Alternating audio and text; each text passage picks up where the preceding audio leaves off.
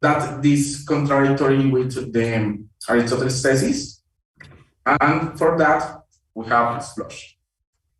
It's trivial theory. Okay. In particular, I want us to focus to less trivial argument. That is because we are in CONNEXIVE workshop, and this is something that can be interesting. In particular, the last 4 items hold in engine-marked logic CC1. Therefore, Romero's theory based on CC1 is trivial. In order to claim inverse standard, let's us present CC1 in more details.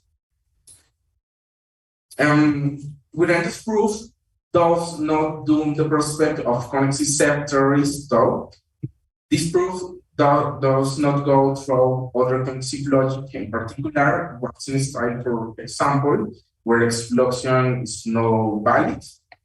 It's for that we want a logic that is as close as possible to CC1, and that is an explosive logic. Okay. Let's be a language for CC1 with the formulas with the used ways from a countable set of propositional variables with the connectives conjunction, negation, conjunction, and conditional.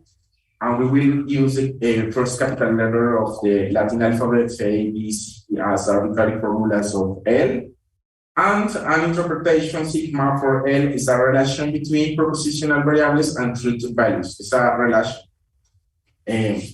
When one is true and 0 is false, that can be extended to all formulas as usual. Okay. Markal, after Angel, presented CC1 by means of Smiles matrices. Here we will do it by means of Dunn semantics. Interpretation is sent up to all formulas according to the following derivation condition. For example, the negation, that is a Boolean negation. When this is true, if the formula is not true, and space if only if the formula is not false. The conjunction, the conditional is similar to the evaluation condition of material implication. And one thing more that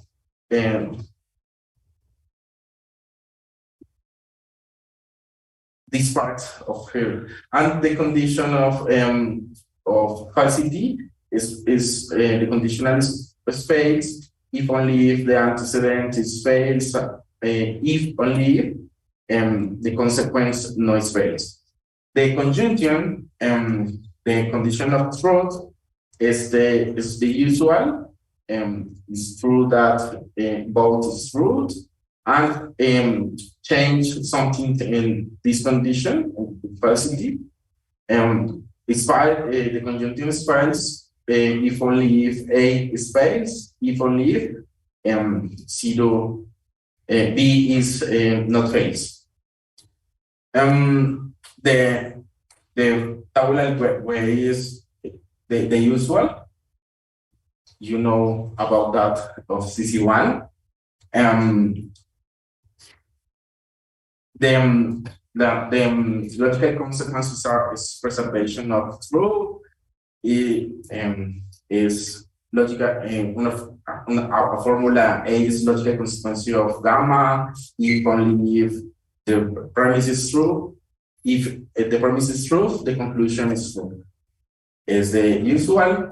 It will follow. We will use mutatis mutandis this definition of logical consequence for any theory based on CC1, specifically for Romero's theory based on CC1 or CC1 for short. CC1, is a connexive logic, since it includes amongst its valid schemas the following CC1.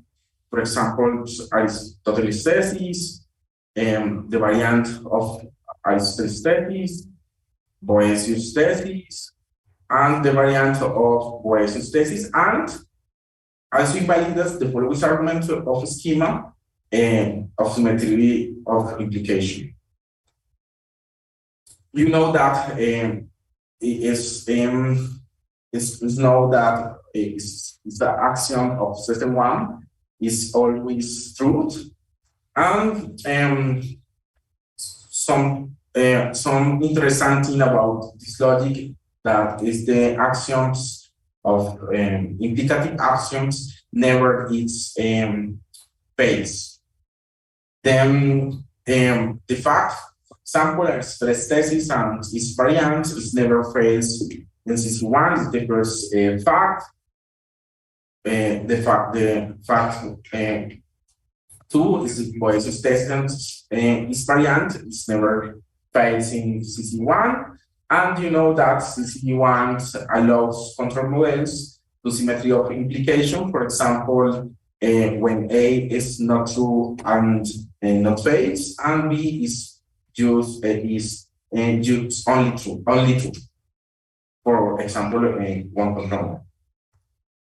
Okay, we're going to make a rather strong claim toward to end of this paper, namely that the Romero-Rodríguez type of escape route from Russell paradox is not variable in a connectively based set.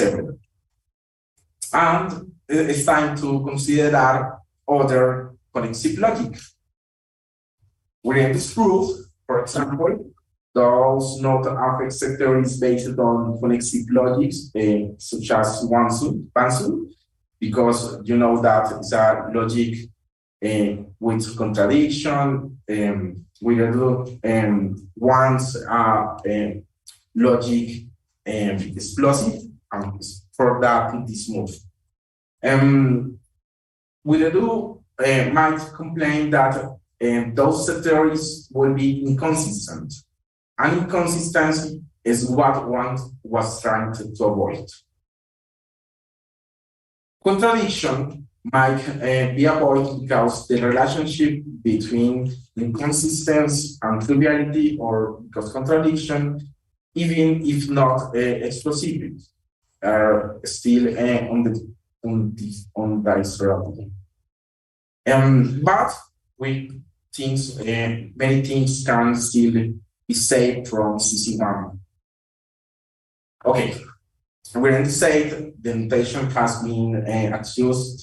In mechanical connective logic, this law, for example, simplification, is rejected principally on the ground that from P and Q, then P, substitution of no P for Q, yields P and no P, then P, which is unacceptable since a contradiction cannot connexively implicate anything. In the reconstruction above, you can see the simplification is not needed for the triviality proof, but merely conjunction elimination, and it's different. For example, the conjunction elimination and the simplification, and simplification is not important to the real proof. Nonetheless, there is certainly a brand of connexivity, although Angel McColl's, according to which the simplification and other principles in the vicinity, such as conjunction elimination, must fail. There is a rather easy way of obtaining a CC1 like logic in which conjunction elimination fails, namely by employing Malinowski's Q consequence. And this is not so strange. Bansinger's first, and negation of as cancellation, and do it something similar with the QLPM logic for okay. Then what is the consequent relation? The QCC1 is a relation is a consequent relation that where the premise is tolerant or not use space, and the conclusion is only true. In particular, a logic true is in QCC1 is a formula that is just true and not false. But how differs QCC1 from CC1? For example, we have strict modus ponens. For example, the CC1 have modus ponens normally, but in QCC1 no. But we have a form of modus ponens, and a strict that function that is the same of CC1, and something a lot important that is the logic CC1 validates all implicative axioms of CC1. Why? Because all axioms in CC1 are true and not false, and that's good for the Q consequence. And for that, we have beautiful things in this logic. Okay, fact, for example, QCC1, all the implicative axioms of CC1s are implicative axiom of QCC1. QCC1 validates Aristotle's thesis and the variant the Aristotle's thesis, and Boesio y the variant of Boesio, and also allows contramodel to symmetry of implications. For example, when A is not true and not false, and B just true. This first concern model is the same, for example, the of CC1, but that is because the characteristics of the axioms only true. And the icing on the cake, QC1 allows control models to conjunction elimination, and that is so good. For example, consider any interpretation in which A is true and fails, and B is false, and we have a control model. This means that in QCC1 logic, Guidon's triviality proof doesn't work. A theoretical advantage of QCC1 is that prima facie it can serve as a basis not only for as Romero set theory, but also for Navy set theories that will not fall prey of paradox like Hilliard. You know that this paradox is characteristic because work without connectives and use consequence relation, but I am not expert in that, but you can just use. Or not. But okay. Now we have the other side with the big consequence of Berkowski. And the definition of logical consequence is we have premise only truth and not false, and the conclusion is tolerance is only true and false, and not true not false, but never only false. And the logical truth is a formula that is only true. is only true or not raised. Some important facts about PCC1, for example. The fact one is the all implicative actions of CC1 are implicative actions of PCC1. That's good. Validates Aristotle's thesis and variant of Aristotle's thesis, and validates Boëthius' thesis and the variant of Boëthius' thesis. But symmetry of implication is a valid argument in PCC1. That is a problem. It's a big problem. It's a big problem, but I thought we could try to find another way of expressing the symmetry of the conditional. For example, that form, that, or that, but it was hard because PCC1 is no connective logic, because PCC1 is in all thesis forms we have considered its conditional is always symmetric, and no is too good, but we have.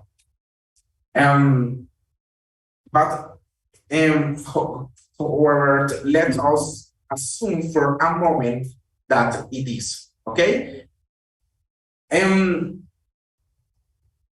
Moreover, even if the word CONNEXIVE, it is valid arguments such as conjunctional elimination and everything necessary for Williams' proof. For example, conjunctional elimination is a valid argument. One of the features of consequence is that it's not transitive logic consequent relation. So, study that. However, that is not enough to invalidate Williams' proof. And that's the whole context, the conclusion, and this presentation. We have presented within this proof of how also Romero-Rodríguez theory based on forensic logic, such as Angel McCall's CC1 allows the derivation of contradiction. We have shown that it's possible to use a Q consequence in CC1 restrict to scope of Williams' proof, specifically to invalidate conjunctional elimination, and thereby avoid the triviality of set theories based on connective logics. Nonetheless, going reflexive free will not automatically do the job. There is real risk to the paradox can be reinstated at higher levels for that work French in structural reflexivity and the paradox of self-reference, with reflexivity in high levels in meta arguments, and this is all. Thank you.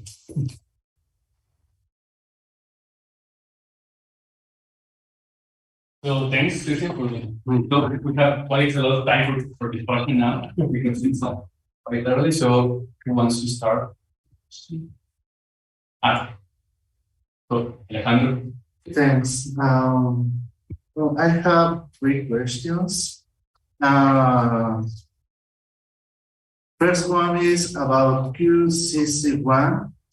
Can you erase to the slide of paradox linear remark?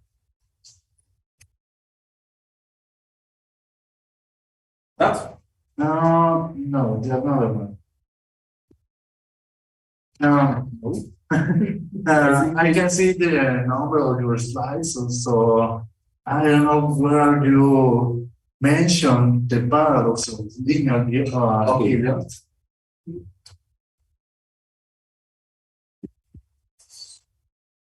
Here. Okay, yes. So,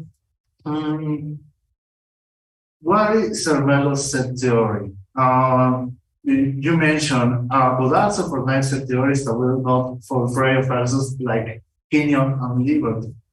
but Kenyon and Liebert sustain in all set theories, like another night set theories. So why Zermelo's set theory, and in particular that night set theory with this paradox? Another is a question of clarity. That question is for Luis, no? Okay, the another one is why symmetry of conditional is a problem? I don't have clarity about that. Okay, we start with the second question. It's a problem because it's easy get a connective logic with the conditional. And if we have a conditional with the symmetric of complication, we have our conditions for that. Okay. And the first one? The first one, I don't know about a paradox of flipping with viewers.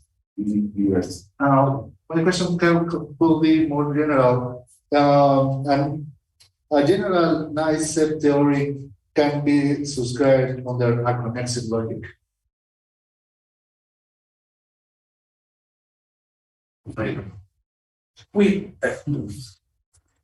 don't know too, because we show that the open is the door is open, but the work wait is first steps. It's the first step because we do close the door, and we have now. We have a set theory based on continuity. This is the first step. Yes, yeah. I think the reduced result is important because it attacks directly the restriction of engine access, right?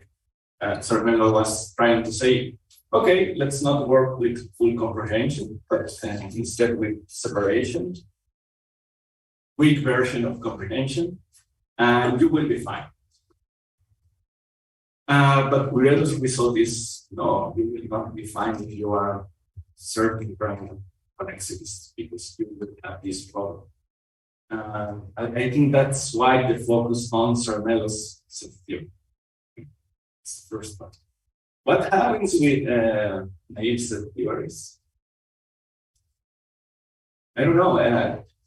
There in the slide, it says that the door is open for naive set theories, but not because of connexivity, but because of the fact that this very logic is not reflexive.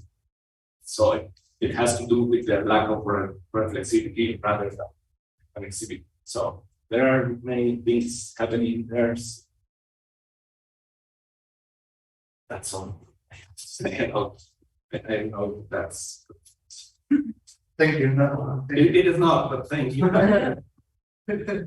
Yeah. So Henry. Yeah, thank you very much for this interesting talk. Can you go to the conclusions page? What? To the slide with the conclusions? See. So you highlight that Virego's proof is blocked because of the failure of conjunction and elimination. Yeah, but this does not yet show that set theory based on Q CC1 is non-trivial. It's just that this particular proof doesn't go through. We hope that because for example, it's not trivial because, for example, the of symmetry of implication is valid, no? Yes. But we need time for it. And then I wonder how much set theory one can do if the set theory is based on QCC1. So you say the logic is not reflexive, you do not have conjunction elimination. Yes. So did you think about how much set theory you could really do with this? We don't know yet, but that is a possible problem because the consequence relations is not reflexive. But for example, Fiestal show that is not the end of the world, that we have not reflexive consequent relation. Then we have to, we need time for doing it, but we need to consider that if that is a problem. May I have another question? Sure, yeah. So, I'm maybe I begin with my remarks. You presented a quote from Hegel, who said that a contradiction cannot connexively imply anything. I think this is just not true, because there are connexive logics where you have conjunction simplification. Yes, we have. And the paper we show that our problem for interpretation of connective theories of Guerrero, and write about that, about the simplification, other forms of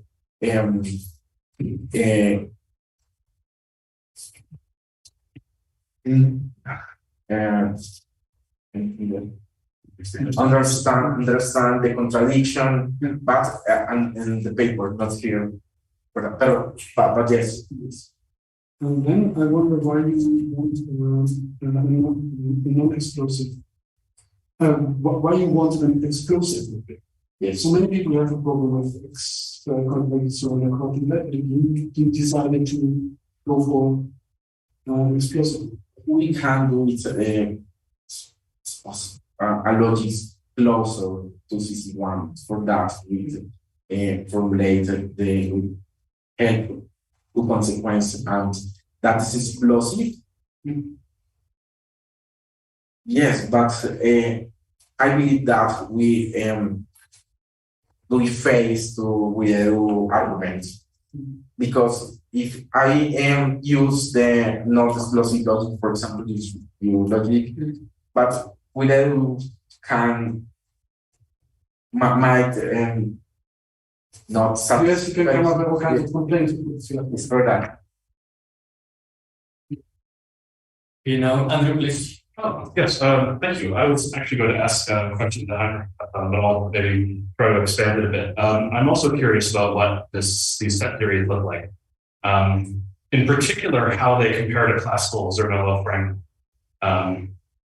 And I'd be very curious if you thought about what models of CC1 would look like, because I really don't know anything about what conexive models of set theory look like. Believe that is a huge work, but in this paper, for example, we open the possibility, but I need words. We need words about that. Can I say something about that? I don't know Christian, but I am a bit skeptical about the prospects of finding such a set theory, because in classical logic you have a lot of problems with the condition, right? Because do not allow to define some things in the usual way. So then you can rely on the consequent relation things. But here the consequent relation is not reflexive, so it will be hard, at least, if not impossible. But we don't know yet. Probably interesting. I didn't learn. I hope that. It's an optimist. Thank you. So now also. Well, okay. My question is partly been asked already by Heinrich as well, pertains to the general properties of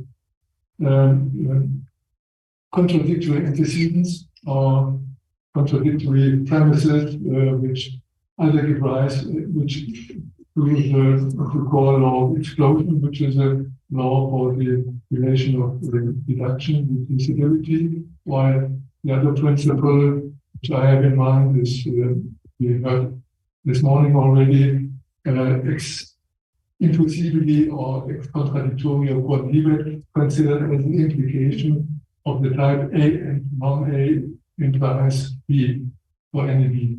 So it's clear to me that the law of explosion, in which form soever, gives rise to a logic which cannot be connexive. But you stated, you made a stronger claim, namely that even a principle like conjunctive simplification cannot be accepted by the connected logicians because, as you say, contradictory antecedent cannot entail or imply any proposition.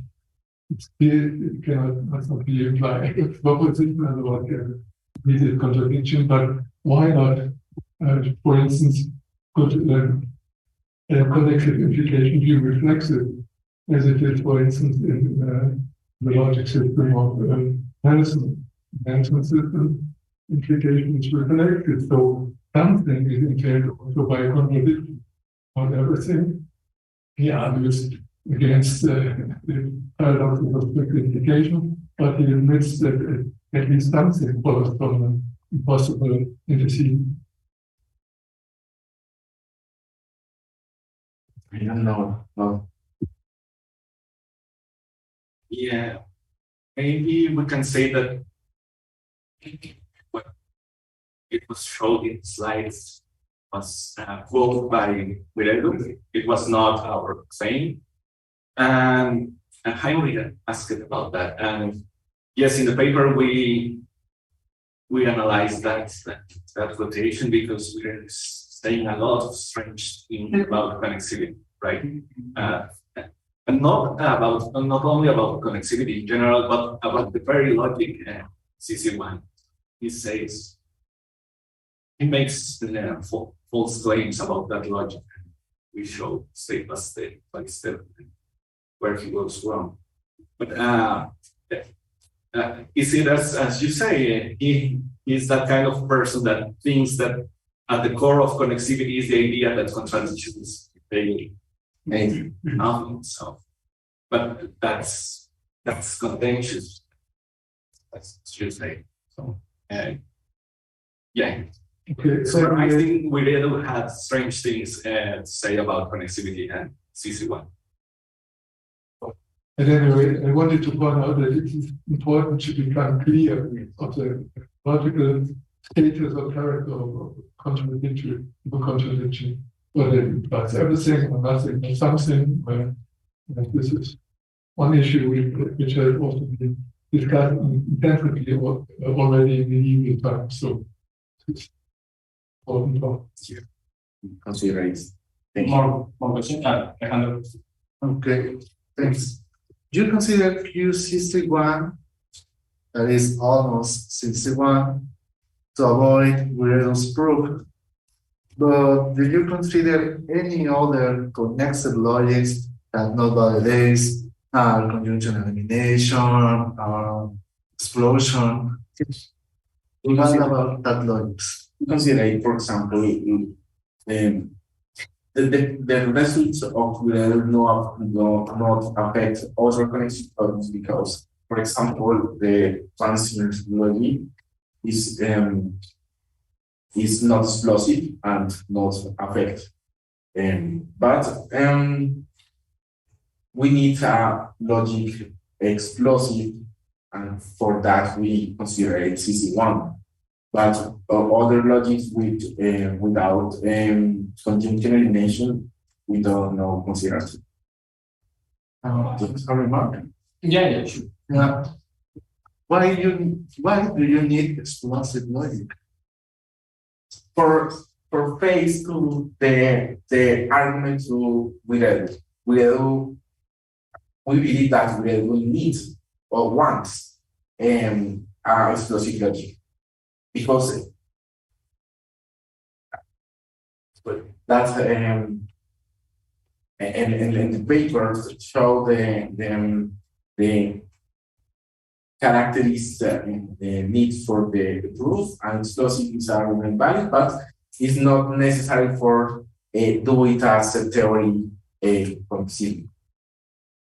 But we need to consider it so overloads. Oh, thank you. And Damian? Yeah. Thank you very much for the presentation. Really like. Sorry. Thank you very much for the presentation. Really liked it. The short version of my comment is, I think what you did is really cool, and I think there are some even more interesting things to explore. But let me give you the longer version of the comment. Okay. The longer version is, I come from the literature on paradoxes, and they're usually working with Q logics is not very fruitful because you avoid paradoxes, but you don't have any validities, any valid arguments, right? I like that. I like Exactly. Good. Yeah. So I understand that. I think it's pretty cool. But one of the key issues for having no valid arguments, or one of the avenues to that, is to have a constant value model for your logic, right? So you have, for example, let's say you have 3 values. So you have a 1/2 for all the formulas, the atomic ones, and then you also have valuations where you can respect the truth tables, everything sort of is 1/2. But here, you don't have that, right? So, for example, you don't have like this fixed point valuation for the condition. And that is a very interesting thing. So this is the main thing that I sort of came up like thinking of the presentation. Q-logics can be interesting if you avoid constant value models, right? This is one way of doing that, but maybe there are many other ways. So I think that perhaps looking into that with a logic that you feel represented with, that would be interesting. Other interesting projects. And then the very last part of this, and maybe this is the epilogue of one possible project within this realm, is the following. So we were thinking and discussing with colleagues about different ways in which to arrive at classical logic, and I will touch on that tomorrow, from many valued logics, and even Q and P logics too. Q logics don't seem very promising because even though they might have validities, because maybe they have a theorem, like in CC1.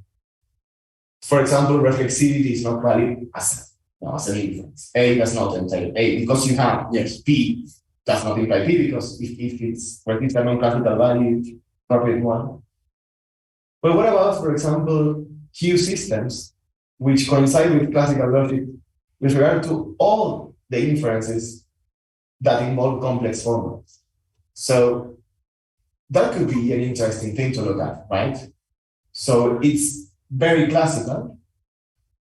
You can add the connexive pieces, so it will be supra-classical in a sense, meaning that everything that is complex will be preserved. And you can also add the connexive pieces.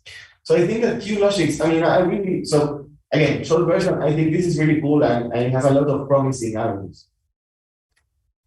And the first, I hope that the P consequence is better than the Q consequence.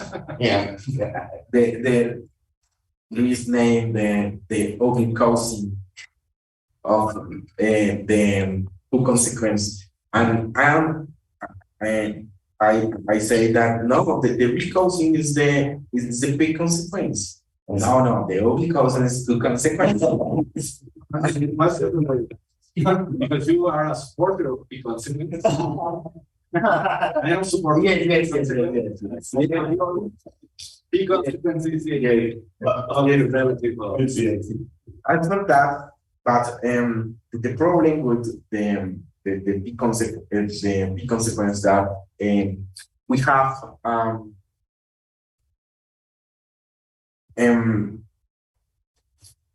a little possibility for create counterexamples. And for that, the symmetry of replication is always valid. But we need to consider the other things that you say, but I write another moment. So thank you very much. Thank you. Is more questions, comments? We think have around 10 minutes for the next talk. On streaming, there is some questions? I don't know. No. Okay, somebody else?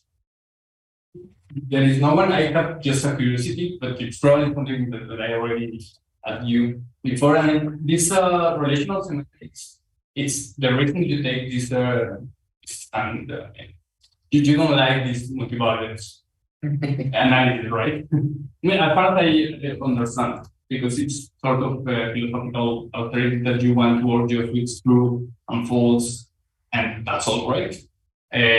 But is there something else like a deeper reason to choose that semantics, that kind of semantics? Why not to? I believe that's the same. The presentation is not modifying the set of the valid arguments. But I don't have a deeper reason. No, you do? I have rather strong views.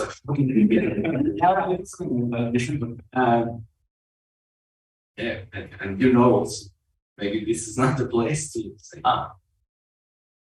No. Okay. Yeah, well, it's just because I like the idea of having many values because because there is this idea of analyticity, right? So when you have multi-value semantics, that assures you that you can get this formula property, and you want to automatize stuff, you want formula property. But this is something probably that is not, at least, I mean, you're not that interested in that. And so is the usual between us. Okay, sure. Yes, thank you.